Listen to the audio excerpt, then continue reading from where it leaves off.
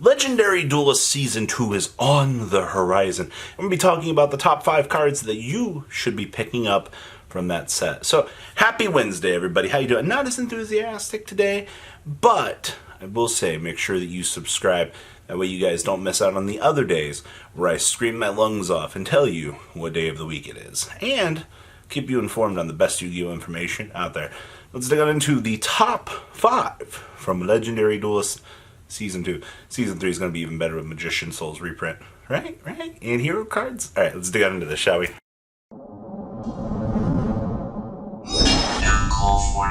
We're going to be approaching this list from a value standpoint and not so much a competitive standpoint, but both factors will be relevant to this top list. Number 1 on our list here is Blue Eyes Alternative White Dragon. Don't get that mixed up with the Ultimate Dragon. This card has been the most consistent $10 card in existence. Well, actually it was like 15. And then it was 20.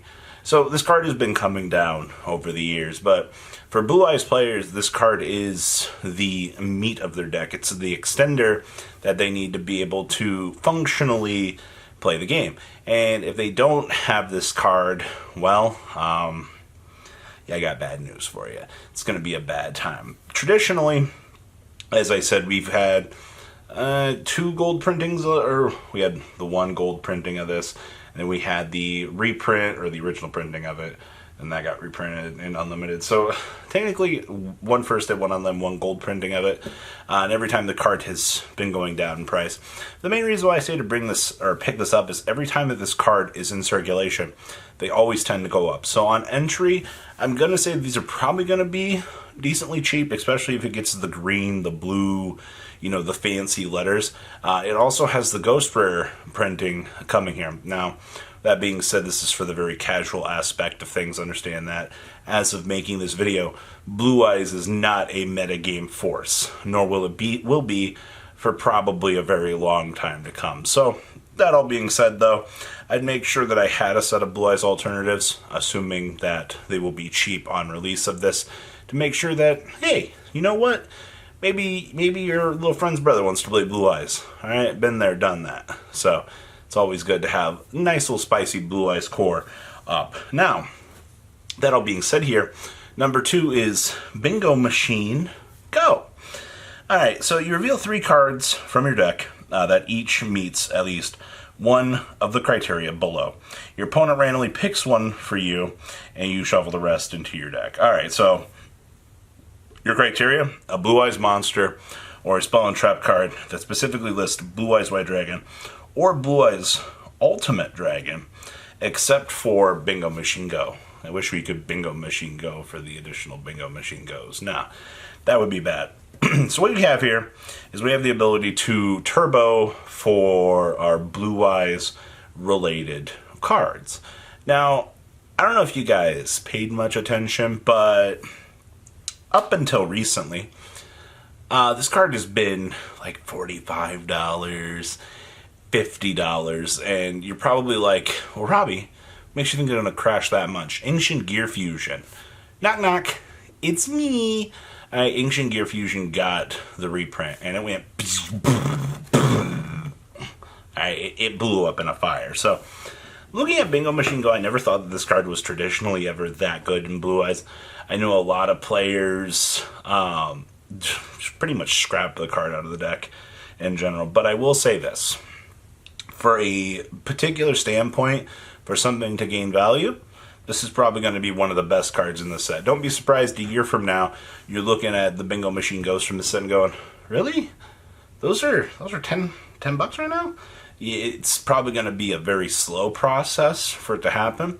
But I bring up this card because, not just because of its synergy with Blue Eyes, but because of that market reach for the value that it can gain. Alright? Once a $40 card's reprinted, we usually see some pretty weird things happen out there. So it's also, every budget Blue Eyes player wants a copy of it right now. Next up on our list here, for the competitive side of things, is Super Dreadnought Railgun Juggernaut Libby. Say that 10 times fast. So this is the 3 level 11s to make it. You can also exceed some in this card by using a rank 10 machine monster you control as material. guess what Eldritch likes to do? Eldritch likes to go, hey guys, make the little Dreadnought, poke for 2k, and then make Big Juggernaut here. Alright, Big Juggernaut is usually death. Once per turn, you detach a material from this card, gains 2,000 attack and defense. That's 6k, by the way. For the rest of this turn, you can only declare an attack with this card, and this card can make attacks up to the number of Exceed materials it has, +1 on monsters. So you have this 6,000 attack monster that just runs over things. So typically, you'll use 2 monsters plus the Dreadnought. You'll apply your effect, burning them for 2k, and then you'll make this on top of it, and then you'll detach. At most, you're going to have 1 material left, so you're probably going to get 2 attacks per battle phase. But this card has also had a spicy freaking price tag on it. Alright, like, I cannot believe how expensive this card has been. Everything from Sisters of the Rose, that entire era has been super expensive. And finally seeing that the train card is getting reprinted, I do expect this to also be one of those pricier metagame choices. Alright, even after reprint, it's probably going to be a decent amount, but if I had any plans on playing Eldritch or anything anytime soon, this is the go-to card to pick up at this early stage to make sure that, hey, I'll never have to worry about the rank 10 toolbox again, because I got the best card. Number 4 on our list here is Photon Orbital. Now, like most of you, well, actually, I can't even say that, like all of us, we've all wanted to play Photon at some point in our lives. Hi, I'm definitely guilty of this. But you know what stopped me? The price tag on Photon Orbital. I could never justify spending the $40 to $60 that these have been throughout their life. So what makes it so good? During your main phase, you can target 1 Photon or Galaxy monster you control, equip this card from your hand or field to that target, it gains 500 attack, can't be destroyed by battle. You can send this equipped card to the graveyard to add a Photon or Galaxy monster from your deck to your hand, except for Photon Orbital. Now, the biggest thing with this was Photon and Galaxy's Rhoda is on an equip monster that was locked behind a ridiculous price point. This is the first time that I think that Photon and Galaxy, well, actually, yeah, it is the first time that we're having the Searcher reprinted, which means those of you that loved Kaito, or Kite from the anime, you can finally do this. Now, there was like a sub-deck engine a long time ago that was like playing Photon Orbital in a very small Galaxy package to extend. Now that this has the printing being way more affordable, now we can actually try to splash in some bad Galaxy engines into some of our decks. Whether or not you're going to find success with splashability and things like that, I don't particularly think you will. But the fact that you now essentially have a more budget option to play Photons, I know so many players are excited for this. So good job to Konami for finally opening up the doors to something way more exciting. I honestly think that this and the number 1 card here are the 2 things I'm most excited about. Number 1 on the list here is Galaxy Eyes Afterglow Dragon. If you control a Galaxy Eyes monster, you can special summon this card from your hand in defense position. If this card is detached from an Exceed monster, to activate that monster effect, you can take a Galaxy Eyes Photon Dragon from your hand or deck and either special summon it or attach it to an Exceed monster you control as material. Alright, there's a lot going on here. If you activated this effect during the battle step, double the attack of all number Exceed monsters you control.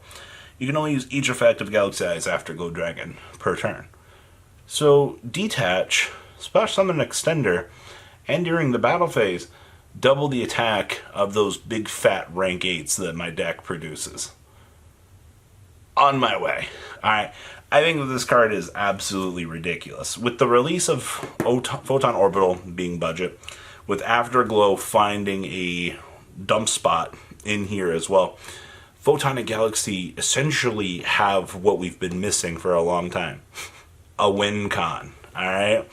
Is basically he's going to turn any one of your super Chad Dragon Exceed monsters into Pendulum's best deck, let's go! Alright?